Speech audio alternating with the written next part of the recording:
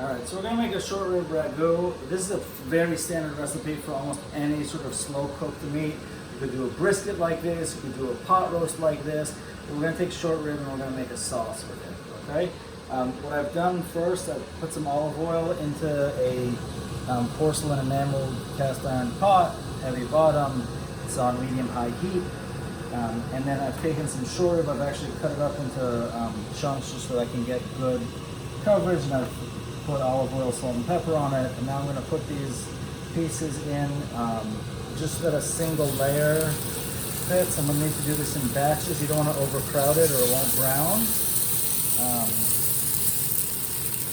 I'm going to try and get half of them in if I can.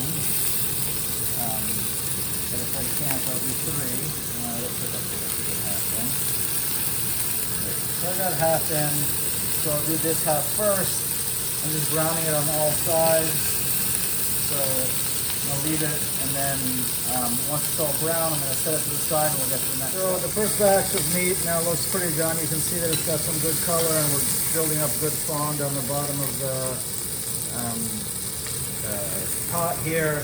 It doesn't have to be brown on all sides. You're not cooking the meat, you're just trying to build up some nice flavor.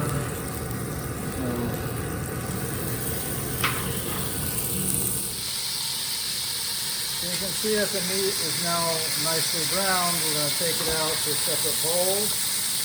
We're going to take it out to a separate bowl. And you can see that there's a lot of nice fond in the bottom. There's also a lot of fat. And we don't want all that fat. So what I'm actually going to do is pour it off into a separate bowl.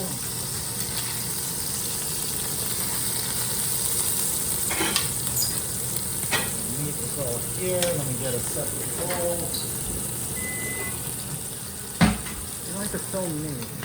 Maybe a tablespoon or 2 of fat left in the bottom of the pan. Now we're going to add our mirepoix, our carrots, onion, and celery. You want about an equal amount of each, chopped into sizes that are about the same. It doesn't matter how big as long as they're the same. It's 2 onions, 3 carrots, 3 stalks of celery that I use, but as long as it's about even amounts, even sizes, that's all that really matters. And we're just trying to soften these a little bit. They're really going to cook in the oven. And you can see that we're trying to get all these brown bits up off of the bottom. So we're using the vegetables and the tongs to really scrape. You don't want any of that stuff burning. We're just scraping up using the vegetables to really get that stuff off of there. Okay. So the carrots and the celery and onions have softened a little bit. I'm going to add a little bit of salt, not too much because there's going to be salt coming from all sorts of places. A little bit of pepper too. Mix that up. I'm going to toss in a couple of cloves of garlic, minced. And just stir that until I can start to smell the garlic.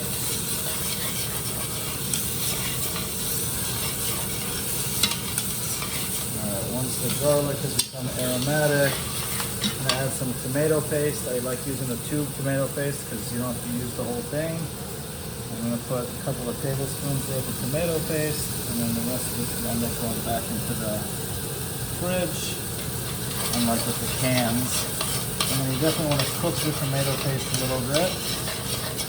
Right now what we're doing, we're adding what's called our aromatics. So all these vegetables and the garlic and the tomato, they're also adding additional layers of flavor. And so once the tomato paste is evenly coated, we're going to add some more aromatics in here. We're going to put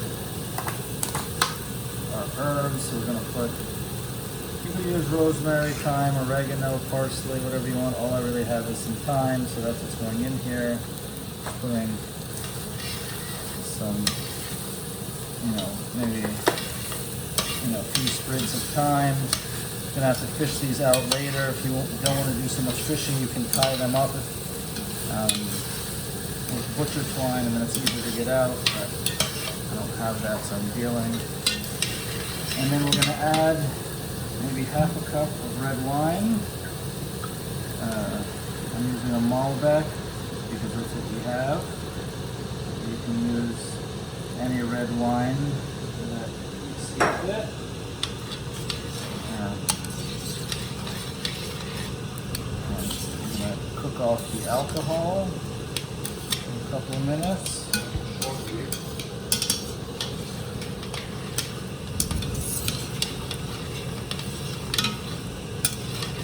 And once that's had a chance to cook down, I'm going to add 1 can of tomatoes. These are crushed tomatoes. You can use whole or crushed or diced. It doesn't really matter. It's all going to cook down anyway.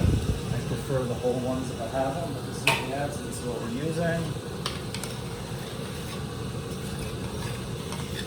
And again, we're sort of mixing that up, letting all the flavors meld together.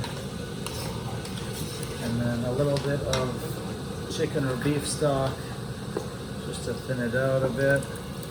Ideally, you use the low sodium variety, but again, this is the theme. And this is what I have on hand.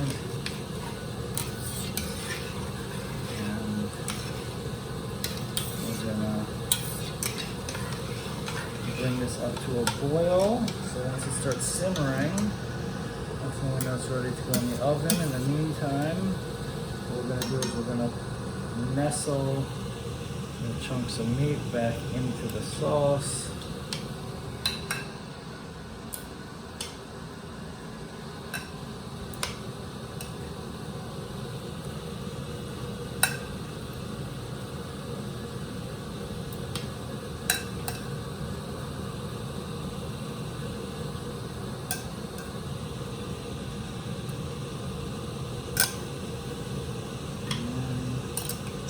We're also going to put all this leftover juice, we don't want to waste that. All the flavor in there. And then once this comes to a boil, we're going to stick it into a 300-degree oven for 3 to 4 hours. Really let that meat get super tender and be ready to top our pasta and gnocchi. So the meat's been in the oven somewhere between 3 and 4 hours. You can see that a lot of the liquid has cooked off because the lid was partially off. I've picked out those sprigs of thyme. Again, it would have been easier if I had tied them together, but this is fine too. I think I got most of them out. And now, you know, if this was a pot roast, we wouldn't have to do a whole lot else to it. If this was a beef stew, we'd be done, but this is a ragu, and so we want to get these chunks of meat down into shredded pieces. So we take 2 forks, and we just start going in and pulling the meat apart. And what you can see is that the meat is definitely shredding nicely, which tells us that it's cooked for long enough. And so I'm just going to go in and kind of break up all these chunks, and that's going to be our ragu.